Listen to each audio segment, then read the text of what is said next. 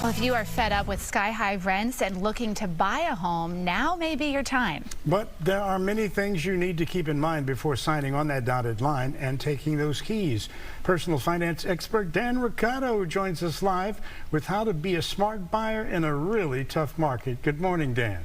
What's up, Jose? Hi, Sally. How you guys doing? We're doing great. Now, where are we with the housing market right now?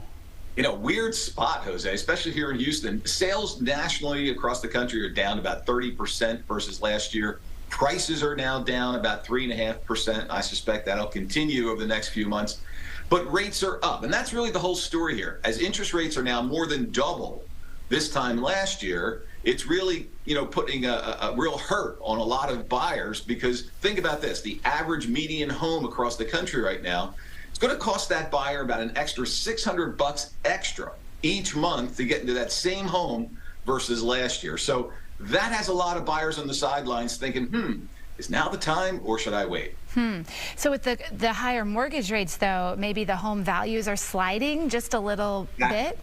Exactly. So there's the silver lining, Sally, is that all of a sudden now we've got a little bit more supply, not much, but we have a little bit more supply than last year. And as you said, the prices are starting to weaken.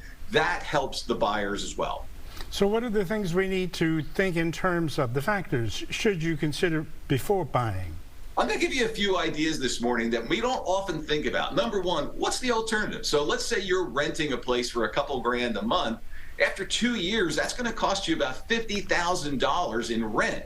And you know, Jose, because you and I both started out renting a place, and we all do, right?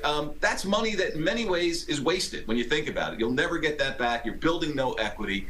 The other thing you want to think about is how long you're going to be in the home. If it's 5 years or more, that's fine. If it's less than that, you really want to maybe stay on the sidelines. And finally, another thing we don't often think about, there are definite tax advantages owning a home versus renting a home, right? So think about those factors before you make the decision one way or another.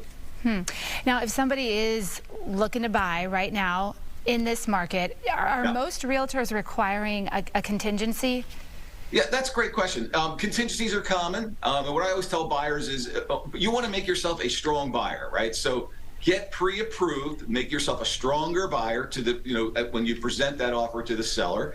And how about this one, Sally? Negotiating is back. I grew up in a real estate market, my first few homes, where it was routine. We negotiated back and forth. We sort of forgot that the last few years when we had this incredibly strong market.